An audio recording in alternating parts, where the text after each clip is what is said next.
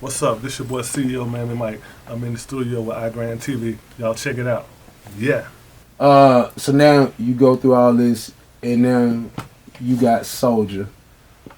What what do you feel was the defining point with you and Soulja when you knew you were on to something? When did that happen?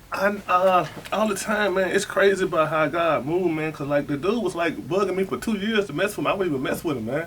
Like I was so busy, you know what I'm saying? And I was so doing so much stuff. Like I said, I had a couple. I had like 2 barbershops back then, and I was doing all kind of stuff, and I had like a detail shop, and plus I was doing the shows. And I got back out. I got back to doing. I got really into it. Then I put on myself on the forefront, you know, doing it then, and. And then you know what I'm saying, like I said, we was messing with Chronic. Me and my homie, he had the P1 Entertainment. When I got out, he gave me 15% of the label. So I had Palm Tree, but I put that on the back burner because I started Palm Tree in prison. I was like Eddie Murphy Yeah.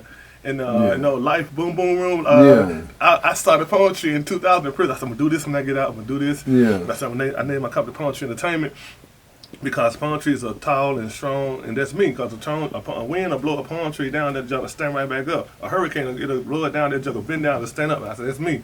And that's beautiful entertainment because when I was doing shows, if it rain or snow, folks ain't coming out, bro. They ain't coming out. They ain't finna mess their hell on that. So your show messed up. Then I thought about everywhere I go, tropical, like Jamaica, anywhere, got a palm tree, and it relaxing, got good weather. And that's why I named my company Palm Tree Entertainment. I got it from that, man.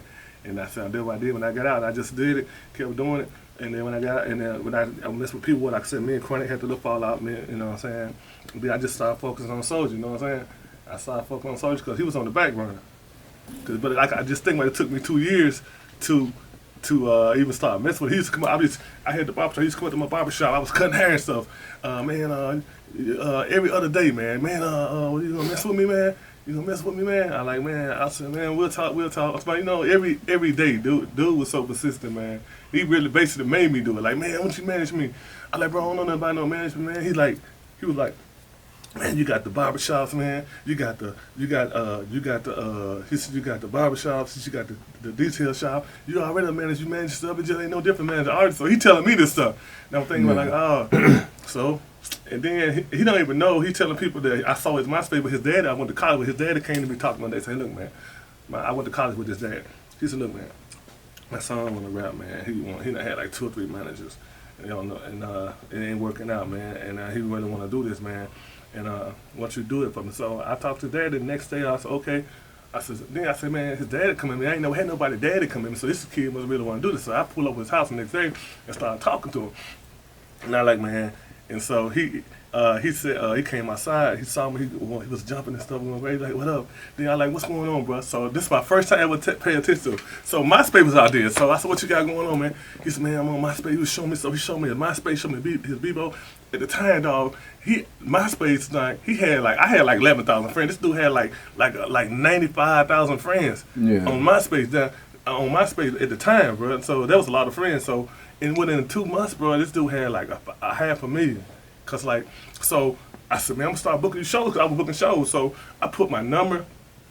He had never did a show or nothing. He worked at Burger King. I said, I'm gonna put my number. I'm gonna put my email on your page, bro. You know what I'm saying? I'm gonna put my email on your page and we go from my number. I put my email on his page, man, and he put on this page, bro. Man, the next couple weeks later, man, everybody was calling book, man. It was trying to book him, man. It was just trying to book him, man. Like, you know, like, what's your offer? They were like $500. His first show he did for money was $500. That's crazy. I mean, no, $300. We went to Indiana. Then the rest of the show we were doing in North Carolina. Within like 6 months, people were getting like 10,000 a show. Cause you gotta look at. Nobody in the hometown think we was really doing that. Cause nobody went on the internet like us. Cause we used to go to shows. Jeezy, Rick Ross, Yo Gotti, all these people see it with camera. They thought we was the police, but now you gotta look at everybody doing it now. But we was doing this before with time. I used to be scared of cameras because I was from the streets. You know what I'm saying? But Soulja was doing this stuff, and he put me on it. You know what I'm saying? So we was documenting stuff. Like the first documentary we did, Soulja Boy the movie. The dude said we had too much footage. He said he ain't never seen somebody with too much footage. We had over too much footage. So. That's how it went like that, and it just went from there, man. And then, like I said, the show 300, then it kept going up, man. It kept going up. I know one day Diddy had called him, man. He wanted to book Soulja for his son party or something. And Soulja said, And he was happy. I said, man, I said, what we gonna? I said, Soulja, I said, man, I'm gonna charge him like, cause we charging 10,000. I'm just charging 10,000 cause I ain't gonna do that cause in the long run, you know what I'm saying? I ain't gonna do that cause he will. Like, Soulja, no, we charge him 50, man. I said, no, man, he don't know what you're charging, man. People know, man. We can't do him like that, bro. And so that's how that. It was so funny, man. We went down to the regular fight, but Soulja trying to bust his head. You know what I'm saying? I'm like, bro, we can't do nobody like that, bro, because they got money. You got to treat child with your child. And then if he do that, he's not probably gonna know let you no more, because he's gonna find out you messed over. You know what I'm saying? And so that's how that went about, man. And he just was like moving up, and Crank that was 2 years old.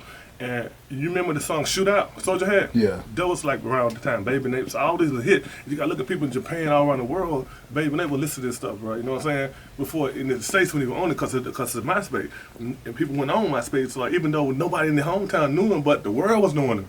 So you feel me? So this time his money building up. I'm a convicted drug dealer. So he working at Burger King. He get caught with 90,000 in locked at school. Alright, this within a year. So his auntie like, oh, Mike got him selling drugs. Then he a drug dealer. He got him on the road selling drugs. They ain't doing no shows, stuff like this, bro. And I'm so mad because people are like, we making money, and now his auntie and everybody hating to me. I got this man on the road selling drugs because he done got caught with 90,000 in his locker. And I saw myself. Cause I got caught with some money in my locker when I was in school. Like, man, this shit all over again. But I got caught with drug money. Yeah. You feel me? but he and. You couldn't tell his auntie nothing. She hated him, and he had a job at Burger King, bro. You gotta say, dog, he was making, I think he was making $200 a month, cause he worked part time. Dog, we had shows for $3,500, like 3 shows like on the weekend, and she wouldn't let him take out work, stuff like that. I was dealing with stuff like that, man. I was so mad, I wanted to steal on her, man. Yeah. I was like, man, I want to steal on this fool, man. Then I'm talking like, we got a show for we got a show for 5,000 in North Carolina, and we got one in South Carolina for 10,000. I got 20,000 on the table, and she won't let the man take out work. And then at the time, his dad told him he had moved from Atlanta. He said, man, you quit your job, you got to move out my house. So he can't quit his job because he moved from Atlanta. When he moved from Atlanta to Batesville, everybody think he's from Batesville, but he's from Atlanta. He moved from Atlanta to Batesville. He moved in with his dad. Me and his dad, like I said, me and his dad was friends. His mom was going through some stuff. She was in and out the halfway house and stuff like that, and you know what I'm saying? Just like a typical American, you know what I'm saying? She get on, she smoke weed, and sometimes she start a little cocaine, get on and get off. Sometimes to get the best of her, she lose her house and all this stuff. So Soulja, his son, his brother had to move with their dad. So Soulja, brother moved with his dad, and then so Soulja dad is my partner. So Soulja mom called his dad, said, can Soulja come move with you? So this was his dad was telling me, and he said, yeah. He said, yeah, if he's my son, if I take a blood test, he's mine, we can come move me. So they took the blood test. And it was Soulja's dad was in Batesville. It was his dad because his mom used to come spend the summer in Mississippi, and then he moved down with him. So that's how he wound up in Mississippi.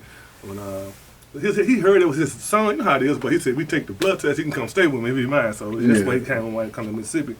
And man, his daddy had to talk to him. Look, man, to be in my house, you gotta work. You quit your job, I'm kicking you out.